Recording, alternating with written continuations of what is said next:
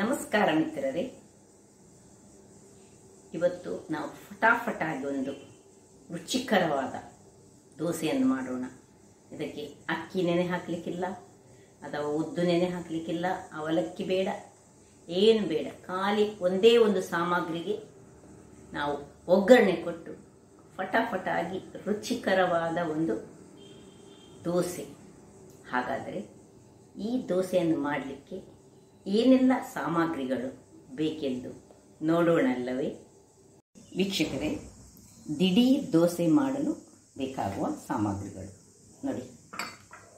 ಒಂದು ಬೌಲು ಮೈದೆ ಇದ್ರೆ ಸಾಕು. ನಿಮ್ಮ ಹತ್ರ ಏನು ಪ್ರಿಪರೇಷನ್ ರೆಡಿ ಇಲ್ಲದಿದ್ದರೆ ಪಟ್ಟ ಒಂದು ದೋಸೆ ಮಾಡಬಹುದು. ಇದರಲ್ಲಿ 150 ಗ್ರಾಮ್ಸ್ನಷ್ಟು ಮೈದಾ ತೆಗೆದುಕೊಂಡಿದ್ದೇನೆ. ಒಂದು 50 ಗ್ರಾಮ್ಸ್ನಷ್ಟು ತೆಂಗಿನ ತುರಿ, ಫ್ರೆಶ್ ತೆಂಗಿನ ತುರಿ, 1 ಚಮಚದಷ್ಟು ಸಾಸಿವೆ, 1 ಚಮಚ ಜೀರಾ, ಟೀಸ್ಪೂನು,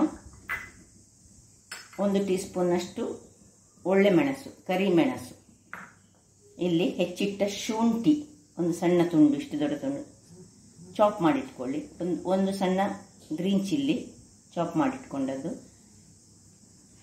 ಇದು ಕರಿ ಲೀವ್ಸ್, ಕರಿಬೇವಿನ ಸೊಪ್ಪು ಚಾಪ್ ಮಾಡಿಟ್ಕೊಂಡಿದ್ದೇನೆ.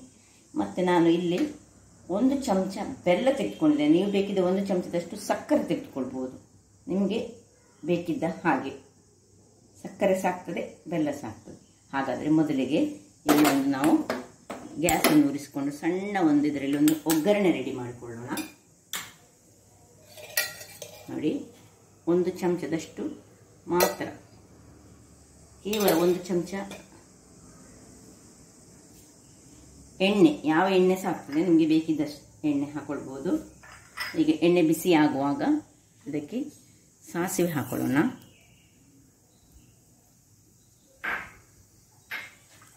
ಸಾಸಿವೆ ಸ್ವಲ್ಪ ಸಿಡಿಯುವಾಗ ನಿಧಾನಕ್ಕೆ ಈ ಒಂದು ಕರಿ ಮೆಣಸನ್ನು ಇದನ್ನು ಒಡಿತದೆ ಸ್ವಲ್ಪ ಹಾಕೊಳ್ಳಿ. ಮತ್ತು ಜೀರ ಹಾಕೊಳ್ಳಿ. ಸ್ವಲ್ಪ ಉರಿ ಸಣ್ಣದು ಮಾಡಿಕೊಂಡು ಕರಿಬೇವಿನ ಸೊಪ್ಪು,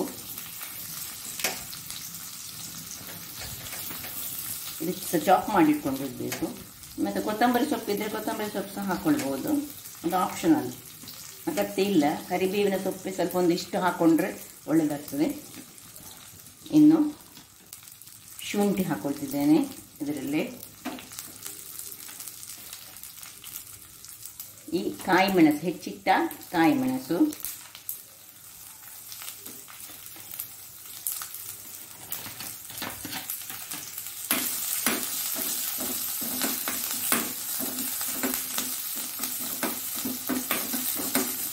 ಸ್ವಲ್ಪ ಇದರಲ್ಲಿ ಫ್ರೈ ಆಗಬೇಕು. ಇದಂದರೆ ಸಾಸಿವೆ ಸಿಡಿದು ಒಂದು ಒಗ್ಗರಣೆ ಟೈಪ್ನಲ್ಲಿದು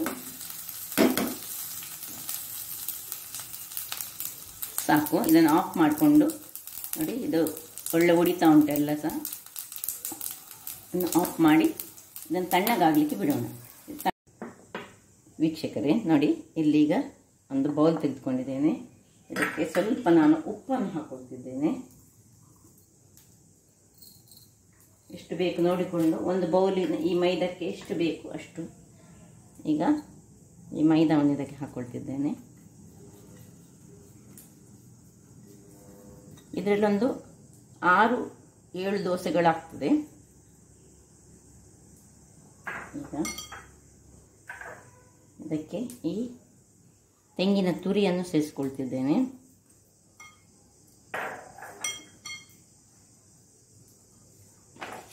ಬೆಲ್ಲ ಅಥವಾ ಸಕ್ಕರೆ ಯಾವ ಸಾಕ್ತದೆ, ಎರಡರಲ್ಲಿ ಒಂದನ್ನು ನೀವು ಹಾಕೊಂಡ್ರೆ ಆಯಿತು.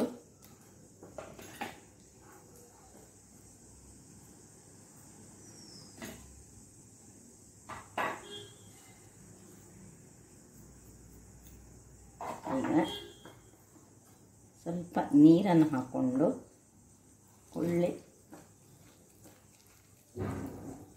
ತೆಳುವಾಗಿ ಮಾಡೋದು ನಾವೀಗ.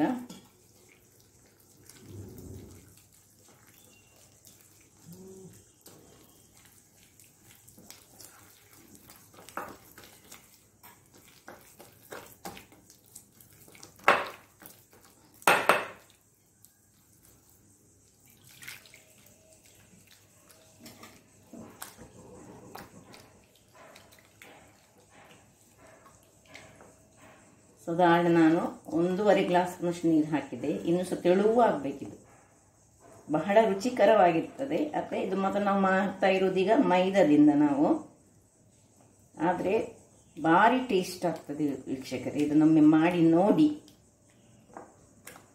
ದಿಢೀರ್ ನಮ್ಮ ಹತ್ರ ಏನು ನಾವು ರೆಡಿ ಮಾಡಿ ಇಟ್ಟುಕೊಳ್ಳದಿದ್ದರೆ ಇದನ್ನು ಆಗಾಗಲೇ ಸ್ವಲ್ಪ ತೆಂಗಿನಕಾಯಿ ಇದ್ರೆ ಆಯಿತು. ಮೆಣಸು ಇದೆಲ್ಲ ಮನೆಯಲ್ಲಿ ಹೇಗಿರ್ತದೆ ನೋಡಿ, ಇಷ್ಟು ನೀರು ದೋಸೆ ಹದದಷ್ಟು ನಾವು ನೀರು ಮಾಡಿಕೊಡ್ಬೇಕು ಇದನ್ನು.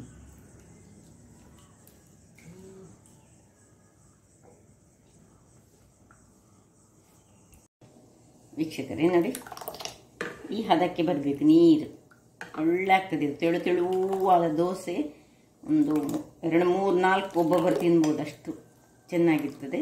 ಮತ್ತು ಹೆವಿ ಆಗ್ತದೆ, 2 ತಿಂದ ಕೂಡಲೇ ಹೊಟ್ಟೆ ತುಂಬಿ ಹೋಗ್ತದೆ ನೋಡಿ. ಈಗ ಈ ನಾವು ಮಾಡಿಟ್ಟಂತಹ ಈ ಮಸಾಲೆಯನ್ನು ಇದಕ್ಕೆ ಹಾಕೊಳ್ಳೋಣ.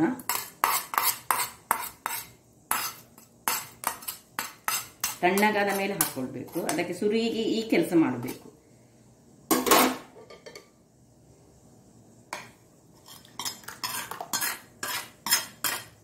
ಎಲ್ಲ ಹಾಕೊಂಡು ಚೆನ್ನಾಗಿ ಕಲರಿಸೋಣ ನೋಡಿ. ಇನ್ನೂ ಇದು ಸ್ವಲ್ಪ ದಪ್ಪ ಆದಾಗ ಉಂಟು. ಇಲ್ಲಿ ನೋಡಿ, ನಾನು ಒಂದು ಕಾವಲಿಯನ್ನು ಇಟ್ಟುಕೊಂಡಿದ್ದೇನೆ ಗ್ಯಾಸ್ ಉರಿಸಿ. ಇದು ನಡುವಲ್ಲಿ ಈ ಒಳ್ಳೆ ಮೆಣಸು, ಫ್ರೈ ಆದ ಒಳ್ಳೆ ಮೆಣಸನ್ನು ನಾವು ತಿನ್ನುವಾಗ ದೋಸೆ ಒಟ್ಟಿಗೆ ಬಹಳ ಚೆನ್ನಾಗಿರ್ತದೆ ವೀಕ್ಷಕರೇ. ನೋಡಿ, ಇಷ್ಟಾದ್ಮೇಲೆ ಇದು ಸ್ವಲ್ಪ ಇನ್ನೂ ಸಹ ಸ್ವಲ್ಪ ಇದಕ್ಕೆ ಉಪ್ಪು ಸಹ ಹಾಕಿದ್ದೇನೆ ನಾನು ಬೆಲ್ಲ ಹಾಕಿ. ನೀವು ಸಕ್ಕರೆ ಹಾಕಿದರೆ ಕಲ್ಲರ್ ಇನ್ನೂ ಸಹ ಬಿಳಿ ಬಿಳಿ ಬರ್ತದೆ. ಕಲ್ಲರನ್ನು ನೋಡಬೇಕಿದ್ರೆ ನಿಮಗೆ ಈ ಥರ. ಇದು ಮೈದಾದಿಂದ ಮಾಡಿದಂಥದ್ದು, ಕೂಡಲೇ ಮಾಡುವಂಥದ್ದು. ಈಗ ಕೂಡಲೇ ಸ್ವಲ್ಪ ತುಪ್ಪ ಅಥವಾ ಎಣ್ಣೆ ಸಹ ಆಗ್ತದೆ, ಯಾವ ಸಹ ಆಗ್ಬೋದು. ತುಪ್ಪ ಸಹ ಹಾಕ್ಕೊಳ್ಬೋದು, ಎಣ್ಣೆ ಸಹ ಹಾಕ್ಕೊಳ್ಬೋದು. ಸ್ವಲ್ಪ ಗ್ರೀಸ್ ಮಾಡಿಕೊಳ್ಳೋಣ. ಕಾವಲಿ ಬಿಸಿ ಆಗಿದೆ ನೋಡಿ. ಒಂದು ಲ್ಯಾಡರ್,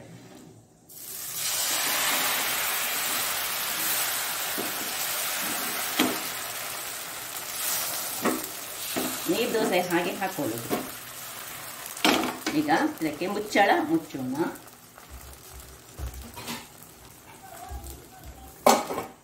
ಒಂದು 2 ನಿಮಿಷಗಳ ನಂತರ ನೋಡೋಣ. ನೋಡಿ ಮಿತ್ರರೇ, ನೋಡಿ ಹೀಗೆ ಬಂದಿದೆ. ಈಗ ಇದರ ಮೇಲೆ ಸ್ವಲ್ಪ ಎಣ್ಣೆಯನ್ನು ಹೀಗೆ ಹಾಕೊಳ್ಳಿ. ಆಕ್ಚುಲಿ ಇದಕ್ಕೆ ಯಾವ ಚಟ್ನಿಯ ಅಗತ್ಯವೂ ಇಲ್ಲ. ಇದನ್ನು ಹೀಗೆ ತಿನ್ಬೋದು, ಬೆಣ್ಣೆ ಒಟ್ಟಿಗೆ ತಿನ್ಬೋದು, ಅಥವಾ ಈ ಮಾವಿನ ಕಾಯಿಯ ಹಲ್ವ ನಾನು ಮೊನ್ನೆ ಮಾಡಿದ್ದೇನೆ ನೋಡಿ, ಅದರೊಟ್ಟಿಗೆ ತಿನ್ಬೋದು. ಅಥವಾ ಖರ್ಜೂರದ ಹಲ್ವ ನಾನು ಮುಂಚೆ ಮಾಡಿದ್ದೇನೆ, ಅದರೊಟ್ಟಿಗೂ ತಿನ್ಬೋದು. ಅಥವಾ ಒಂದು ಖಾರ ಚಟ್ನಿ, ಸಿಂಪಲ್ ಒಂದು ಚಟ್ನಿ ಮಾಡಿ ನಾನೀಗ ತೋರಿಸ್ತೇನೆ, ಅದರಲ್ಲಿ ಸಹ ತಿನ್ಬೋದು. ಇದು ನೋಡಿ, ಸ್ವಲ್ಪ ಕಾಯಬೇಕಿನ್ನು. ಚೂರು ಕಾದ ಕೂಡಲೇ ತೆಗೆಯುವ. ಇದು ಹೇಗೆ ಕಾದಿದೆ ಅಂತ ಚೆಕ್ ಮಾಡಿದ್ರೆ, ಹೀಗೆ ನಾವು ಮುಟ್ಟುವಾಗ ನೋಡಿ ನಮಗೆ ಏನು ಕೈಯಲ್ಲಿ ಅಂಟಬಾರ್ದು, ಆಗ ಇದು ರೆಡಿ ಆಯ್ತಂತ ಅರ್ಥ. ಈಗ ನೋಡಿ, ನಾನು ಇದನ್ನು ಚೆನ್ನಾಗಿ ನೀರು ದೋಸೆ ಟೈಪಿನಲ್ಲೇ ಹೀಗೆ ತೆಳುವಾಗಿ ಬಂದಿದೆ ನೋಡಿ. ನೋಡಿ, ಇನ್ನೊಂದು ಬೇಕಿದ್ರೆ ಹಾಕ್ತೇನೆ. ಇನ್ನೊಂದು ಎಣ್ಣೆಯಲ್ಲಿ ನಾನು ಮಾಡಿಕೊಂಡು ನೋಡಿ, ಎಣ್ಣೆಯನ್ನು ಹೀಗೆ ಗ್ರೀಸ್ ಮಾಡಿಕೊಳ್ಳೋದು. ಒಂದು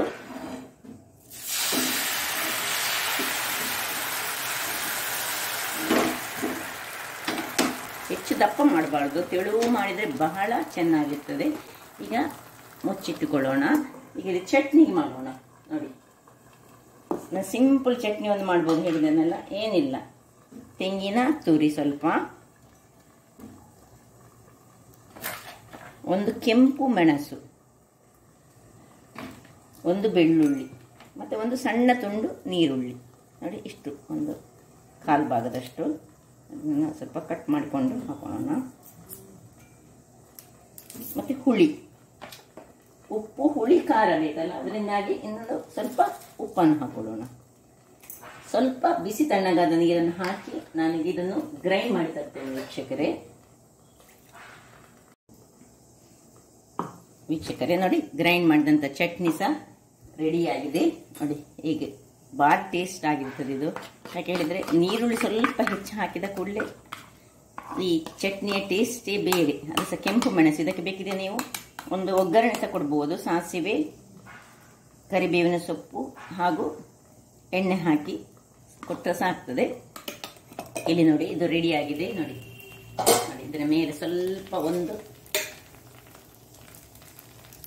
ಜಸ್ಟ್ ಒಂಚೂರು ನಾವು ಎಣ್ಣೆಯನ್ನು ಹಾಕ್ಕೊಂಡು, ಹೆಚ್ಚು ಸಹ ಬೇಕಿದ್ರೆ ಕಾಯಿಸ್ಬೋದು ನೀವು. ಎಷ್ಟು ಚೆನ್ನಾಗಿ ಬರ್ತದೆ ಹೇಳಿದರೆ. ಹಾಗಾದರೆ ನೋಡಿ, ಈಗ ಚಟ್ನಿಯನ್ನು ಹಾಕಿ ಸರ್ವ್ ಮಾಡ್ತಿದ್ದೇನೆ ನಾನು. ದೋಸೆ ರೆಡಿಯಾಗಿದೆ. ಚಟ್ನಿ, ಕೆಂಪು ಚಟ್ನಿ ಒಟ್ಟಿಗೆ ಅಥವಾ ಟೊಮ್ಯಾಟೊ ಚಟ್ನಿ ಸಹ ಆಗ್ತದೆ, ಅಥವಾ ಡೇಟ್ಸಿದ್ದು ಚಟ್ನಿ ಸಹ ಆಗ್ತದೆ. ಯಾವ ಚಟ್ನಿ ಒಟ್ಟಿಗೆ ಸಹ ಇದು ತಿನ್ಲಿಕ್ಕೆ ಆಗ್ತದೆ. ಅಲ್ಲದೆ ಖಾಲಿ ಸಹ ಬೇಕಿದ್ರೆ ತಿನ್ಬೋದು ವೀಕ್ಷಕರೇ. ಹಾಗಾದರೆ ವೀಕ್ಷಕರೇ, ನೋಡಿದ್ರಲ್ಲ ಎಷ್ಟು ಸುಲಭ ವಿಧಾನದಿಂದ ಹಾಗೂ ಕ್ವಿಕ್ ಆಗಿ ಜಟ್ಪಟ್ ಮಾಡುವಂತಹ ಈ ದೋಸೆ ನಿಮಗೆ ಇಷ್ಟ ಆಗಿರ್ಬೋದು ಅಂತ ಅನಿಸ್ತೇನೆ. ಯಾರೆಲ್ಲ ಇನ್ನೂ ನನ್ನ ಚಾನಲನ್ನು ಸಬ್ಸ್ಕ್ರೈಬ್ ಮಾಡಿಲ್ಲ, ದಯವಿಟ್ಟು ನನ್ನ ಚಾನಲನ್ನು ಸಬ್ಸ್ಕ್ರೈಬ್ ಮಾಡಿ, ಲೈಕ್ ಮಾಡಿ ಹಾಗೂ ಶೇರ್ ಮಾಡಿ. ಧನ್ಯವಾದಗಳು.